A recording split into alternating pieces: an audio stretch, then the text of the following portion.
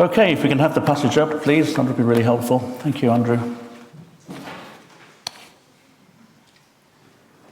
We're going to look at this in a few moments. So, first of all, I'd like to just share a few words with you from a Christian meditation, and it's entitled About Love. God is love, and love is my lifeblood. I am born for love. And without love, I am nothing. Love is the heart of the gospel of Jesus. And without love, there is no gospel. Hearing Jesus, I hear the words of love. Seeing Jesus, I see love in human form. He loves me without limit. He loves without condition. He loves me without condition. He loves the loveless. He loves the unlovable. And where he is, love is. And where love is, he is. Living and dying, he proclaims love. If I love, I am close to Jesus. And if I am close to Jesus, then I love.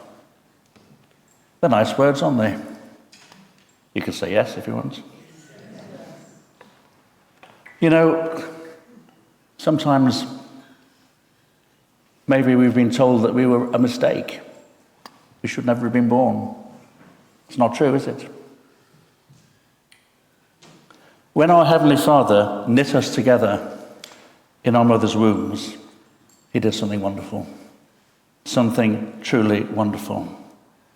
And the God of love chose to weave into the very essence of our beings a yearning to be loved.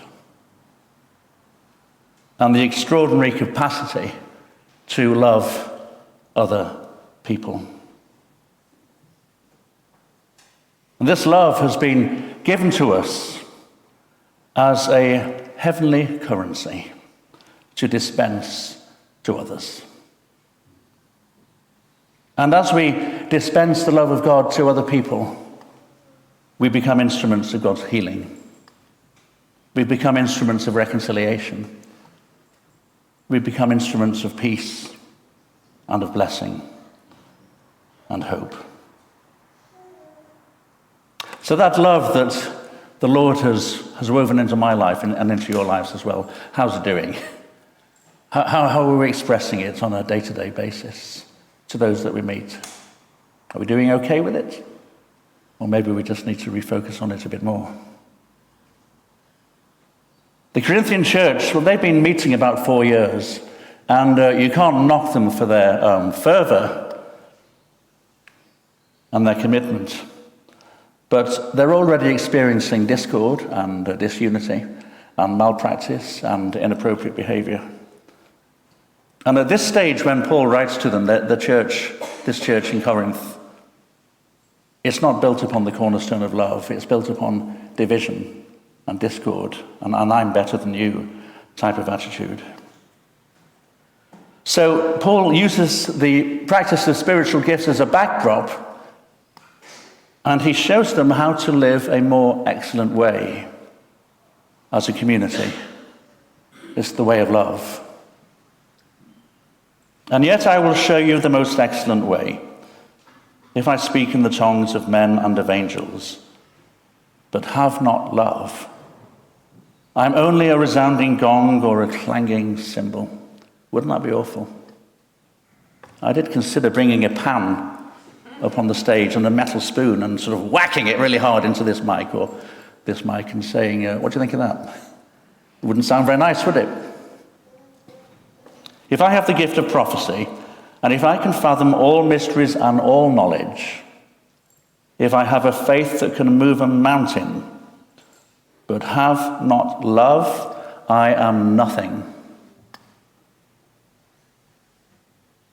if I give all I possess to the poor, if I give over my body to hardship that I may boast, but do not have love, I gain nothing. It's an extraordinary passage, isn't it? Paul's very straight talking in this particular section. He reminds the church of a fundamental truth.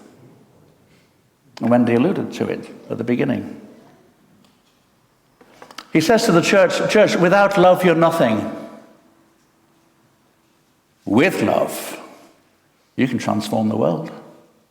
Have you thought of that? Without love, individually, without love I am nothing. But with love, I can help transform the world into a better place. What is it that makes the Christian community stand out amongst all other worldly communities? It's the love of God expressed to one another and to all those who we come into contact with. We should be recognized as those who love one another, and particularly all the more so in the days that you and I find that we're living in. We sang a song earlier on that spoke about the darkness. In Matthew 24, Jesus is asked the question, when's the end going to come? When are you going to come back? When will be the end of the age? And he gives various signs. Well, this will happen first, and this will happen first, and this might happen, then this will happen, then this will happen. And then he also includes this sign as well. Because of the increase of wickedness towards the end, the love of most will grow cold. Remember that verse? Maybe we're living in those days now. What do you think? I've just been looking at a few statistics. Since 2023, there's been an 87% increase in crimes against British MPs. Many of them receive death threats. Some of them have to have bodyguards for their weekly surgeries. Every day in Wales and in England, there are 150 knife crimes every day. And many young people now will have a knife in their pocket. It never used to be like that in the 60s. Do you remember when you look back? Goodness me, if there was a knife crime, it would be the headline news, and now there's 150 a day. Because of the increase of wickedness, the love of most will grow cold. Our politics has become toxic. The way we vilify our Prime Minister, whether we like him or not, is a disgrace. The way Nicola Sturgeon is being vilified is pretty horrendous when we have never even met her ourselves. I'm a great fan of Annie Lennox. I thought Owen would like Annie Lennox. She's the Scottish, do you know Annie Lennox? She's the Scottish singer with the Eurythmics, and she's a songwriter. And in more recent years, she's been this incredible humanitarian. She's not a believer. She said, I don't believe in the God that Christians do, but an incredible humanitarian. She said these words. She's speaking particularly about the wars that are happening, all these wars that are happening all over the world. We just hear of a few of them. There are 50, 100, maybe even more. This is what she said. It's pretty hard-hitting, but this is what she's observed. She said, I feel utterly sickened and disgusted by the abhorrent and revolting crimes against humanity. How can human behavior be so sadistic and barbaric? What we are seeing is pure evil with no holds barred. And when I think of those words, I think to myself, that's really sobering. A really sobering thought that we've reached that stage in humanity where we're so brutal to one another. But perhaps the Christian community is facing its finest hour. What do you think? Perhaps the Christian community is facing its finest hour. If you and I purposely choose to share the love of God with others in all that we say, in all that we think, in all that we do, if we purposely choose to express love to one another, then those outside in the darkness, those who are still yearning to be loved, and they're out there, those who still have this incredible capacity to love other people, they will be drawn to the Christian community like a moth to a light bulb, don't you think? Where can I find love? They've got it. I'm going to go there. We're seeing it, aren't we, Adrian, in our Renew meeting, and people are just coming. Not even believers. A couple are coming into the prayer meeting. I interviewed one of them recently and I said, what is it that brings you amongst us? He said, you're really kind people. Another one said, I feel really safe with you. Isn't that a sign? Just a little one perhaps, that perhaps the greatest hour for the church is yet to come. The call upon the church has always been to express the love of God to a dying world. That is our call, to express the love of God to a dying world. So as the days get darker, can I encourage us to become brighter? As a lack of love seeps into our communities, may we, just little brothers and sisters of the Lord, demonstrate the more excellent way, the way of love. And as we do, I believe others are doing and will continue to join us. So having reminded the Corinthians about the importance of love being the actual foundation stone of any Christian community, Paul now goes on to show them how this love of God can be expressed, how it can be dispensed to other people. This is where we can say, well, how do I do it? How do I love people? He says, well, I'll give you an idea. Not with words as such. It's easy to say to someone, I love you. But by receiving and living the attributes of Jesus within our own lives. He says, I'll tell you what love looks like. It looks like this. He says, love is patient. Love is kind. It does not envy. It does not boast. It is not proud. Love is not rude. Love is not self-seeking. It is not easily angered. It keeps no record of wrongs. Oh, I remember 5 years ago when that person said those things to me. I was really cross about it. It keeps no record. I can't even remember. Love does not delight in evil. Love rejoices with the truth. Love always protects. Love always trusts. Love always hopes. And love always perseveres. These, in a way, are aspirations that we're encouraged to work towards. Some of us are born with patience. Some of us may be born with a bit less. Some of us, by nature, can be rude. Others can be polite. So these are things that Paul is encouraging us to work towards, to really say, Lord, I want to be more like you. And maybe there are areas in my life that need a bit of work on. Would you help me? When we choose to live the more excellent way, we find ourselves living contrary to the way of the world. It's what makes us stand out as light in the darkness. And so we choose to be patient with everyone we come in contact with, even if they're irritating. We choose to be kind to others. We put aside jealousy and boasting, and we put aside pride. We see others as more honorable than ourselves, regardless of their personal circumstances. We choose to be polite and not rude. We don't allow ourselves to get angry with other people. We keep no record of offenses made against us.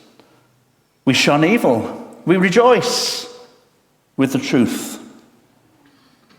And as an act of our will, we choose to protect and to trust and to hope and to persevere at all times and on all occasions. That is the most excellent way. But if we come below that most excellent way and choose to just go along with what the world might think is okay, when we display impatience, when we are cruel to other people, when we get jealous and arrogant, when we are rude to other people, when we get angry and lash out with the intention of wanting to hurt someone, when we do those things and other things similar, we compromise the gospel of love. The love of Christ within us starts to go cold. And we choose to live at a lower level than Paul in his writing calls of us. Brothers and sisters, you and I have been created deliberately. None of us are a mistake. We've been called to make a difference. To be the love of Christ expressed through every aspect of our lives. So as the former First Lady, Michelle Obama, started to say in 2016, and says every year now, it's become her mantra. As they go lower, we're going to go higher. I love Michelle Obama. I shouldn't really say that, should I? But she's got a lot to say, and it's worth listening to. As they go lower, we're going to choose to go higher.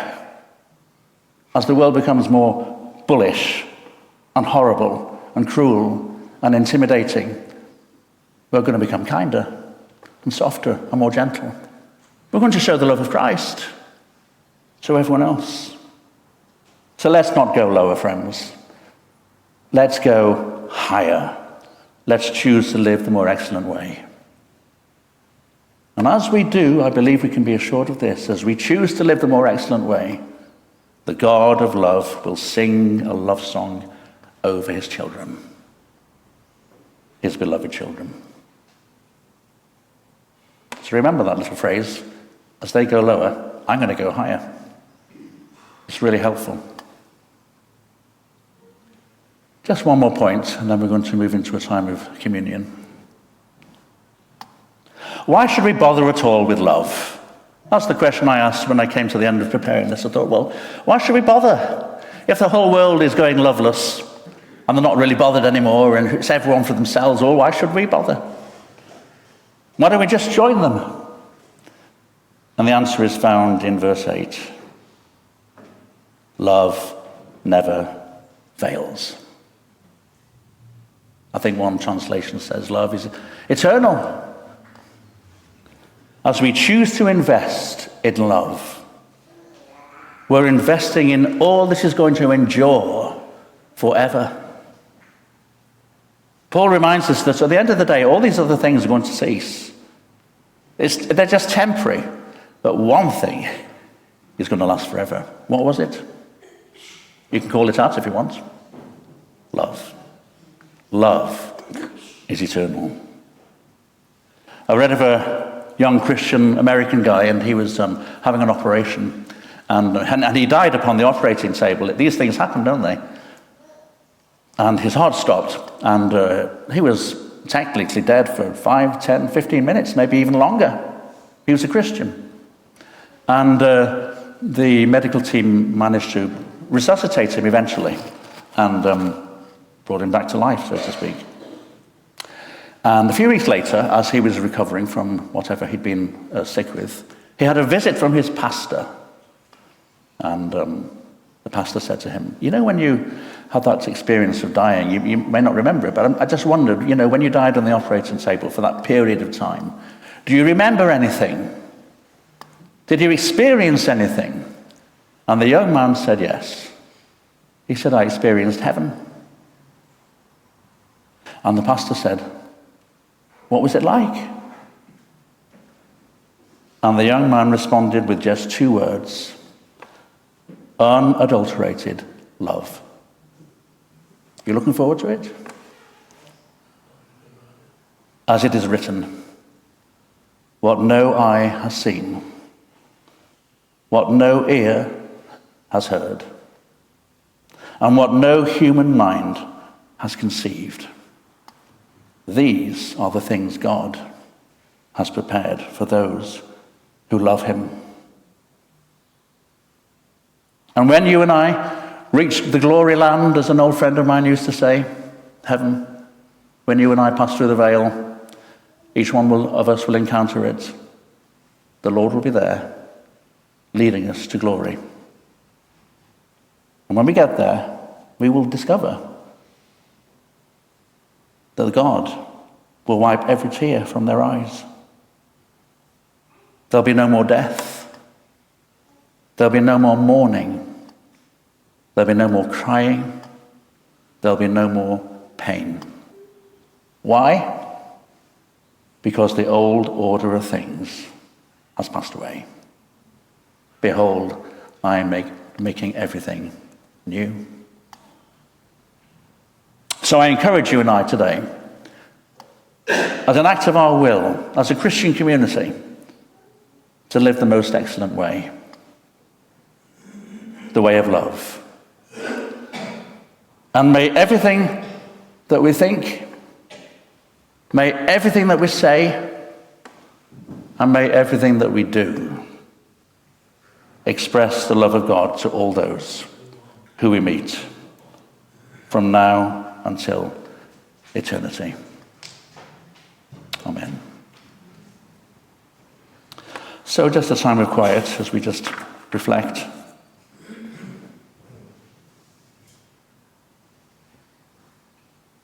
Towards the end of the service, we're going to sing "The King of Love, My Shepherd is."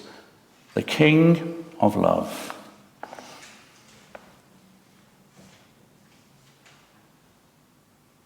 We don't find it easy, Lord, all the time to be patient, or to be kind, or to be polite. But we thank you that your word has set out the more excellent way. And we long to live that more excellent way. We don't know how many years we have left, Lord. It might be 1, it might be 6 months, it could be 20, 30. But Lord, wouldn't it be wonderful if, when we have finally passed into glory, and someone is saying, what are we going to write on their gravestones? If someone replied, "Here lies," then put your name there. They chose to live the most excellent way. And as a result, lives were blessed. So help us, Lord, to live your most excellent way. And as the world does go lower, may we go higher. Amen.